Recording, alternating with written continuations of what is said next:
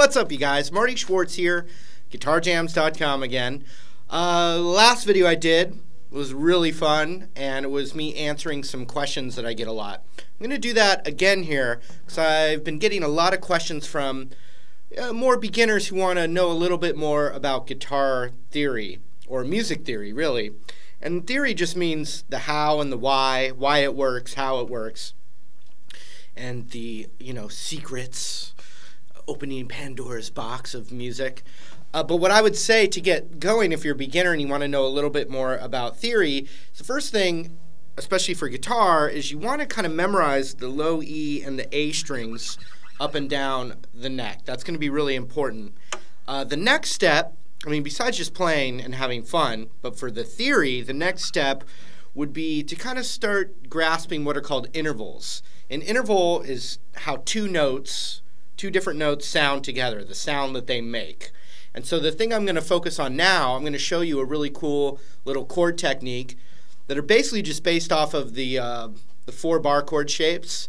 And the main interval I'm talking about are called thirds. There's a thing called a major third, and that's the building block of a major chord. The other kind of third is called a minor third, and that's the building block of a minor chord. I'm going to zoom in and I'm going to show you a couple of really cool little chord ideas that you can mess around with that guys like Dave Matthews use a lot. You've heard it in some classic Chili Pepper songs. You've heard it in Blackbird by the Beatles.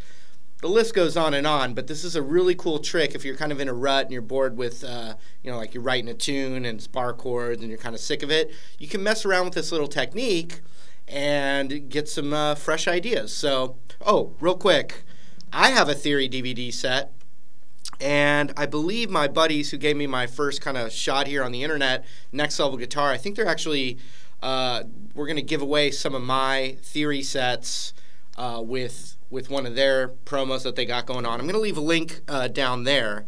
And also, just while you guys are here hanging out with me, I'm actually going to pick 2 comments to just send you my theory set for free as well. So, hopefully that helps. But anyway, let's zoom in, and I'm going to show you what I'm talking about. Here we go. All right, so what I'm going to do is I'm going to take, there's things called keys.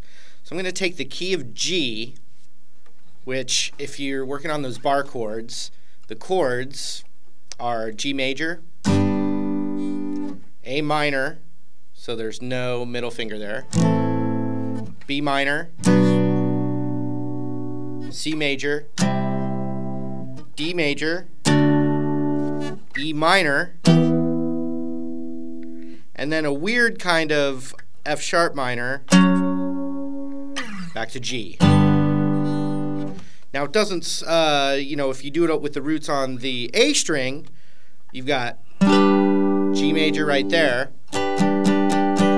A minor right here, then we're going to have to go down here to B minor, then we're going to go C major, then we're going to go D major, then we're going to go E minor, and then this weird thing, which we're not going to worry about for right now, back to G. So that's the key of G with the bar chords on the root of the E string, and then also the bar chords on the root of the A string. And the key just means those chords all come from the same pool of notes, the same DNA, which is called a scale, the G major scale. Those are the only notes in different combinations that make up all those bar chords I played. So they're all related. They're like a family. Okay?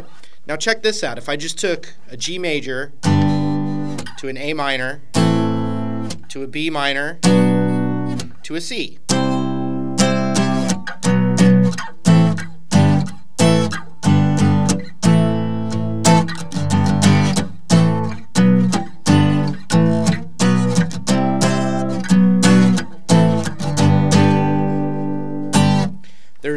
There's multiple notes inside that chord.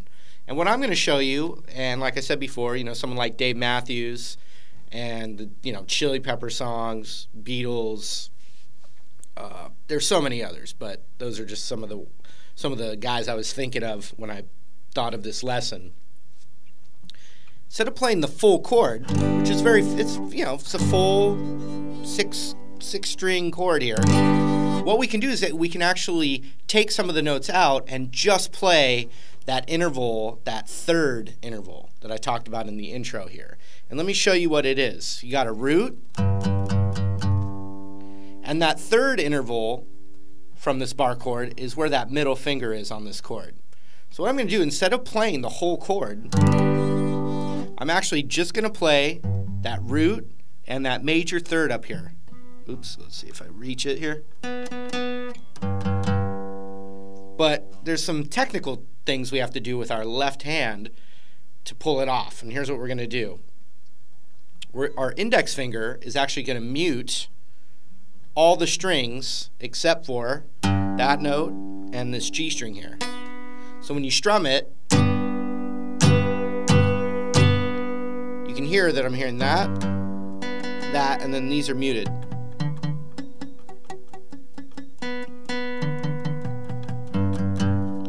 And that's that might give you a different, it's a different sound, obviously.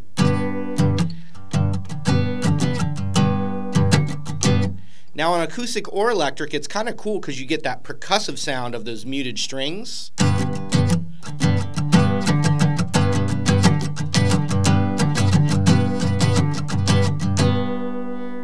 Now let's go up to this A minor. A minor chord has a minor third. So when you play the minor third off the E root, it's not a half step higher anymore. It's actually on the same fret. So we're going to use all that same technique. We're going to play the 5th fret of the low E string and the 5th fret of the G string, and then my index finger is muting the rest of the string, so you get this sound. Instead of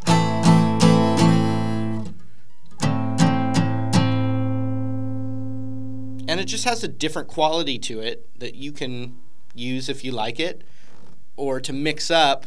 If you're getting sick of the bar chord sound, you can do something and have a new little sound. So watch this.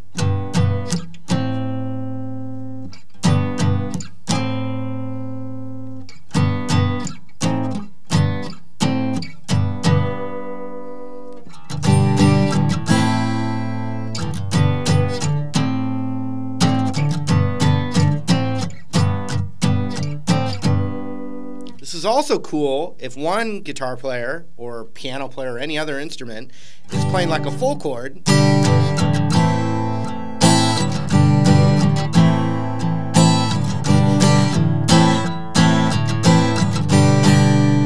Another guitar player could play this kind of voicing.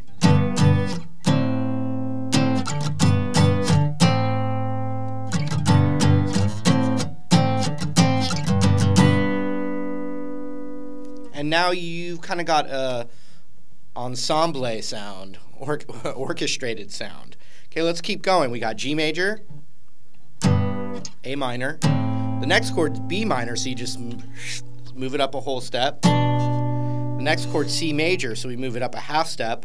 But now that has to be a major third right here.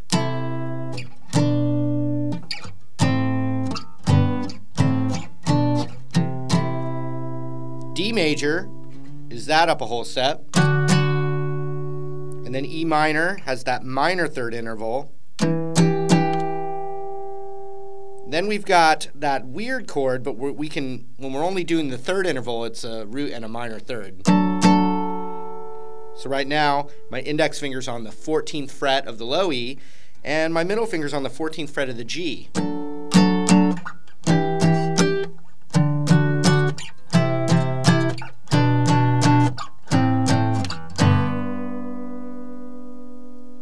Now here's where it gets kind of cool though. When we do that third interval with the root on the A string.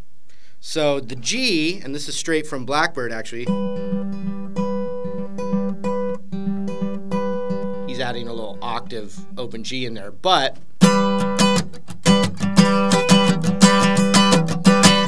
and so what I'm doing is I've got my index finger on the 10th fret of the A. and my ring finger on the 12th fret of the B. My index finger is muting the top low E string here, and it's also muting the rest of the strings too. That's going to probably be the trickiest part about it. So we got that. That's how we play the G major, the root, and the major third with the root on the A string. And you can see it comes straight from this.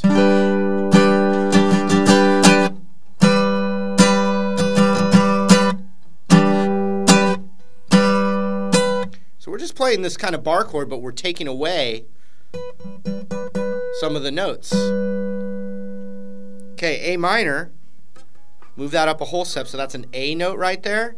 The minor third interval is going to be middle finger a half step up from that root on the B string. So my middle finger's on the 13th fret of the B, my index finger's on the 12th fret of the A.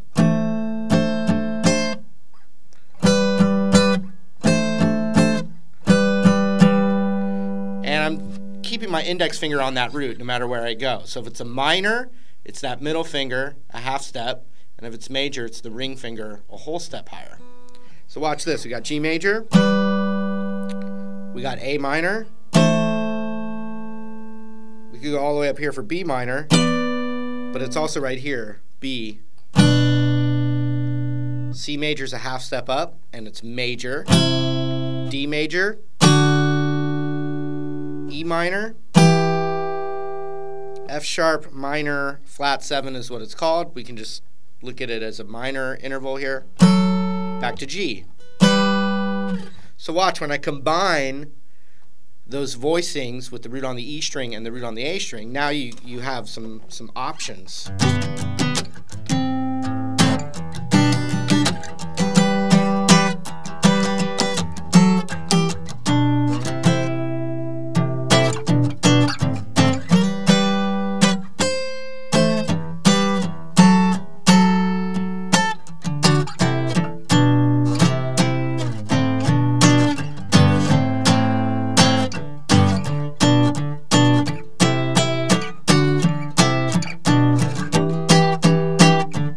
Alright, that was it. Hope you enjoyed it. You can check out that promo down there. 2 comments are going to win my theory set. And thanks for hanging out with me. And I've got plenty more lessons coming your way. And can't wait to see you there.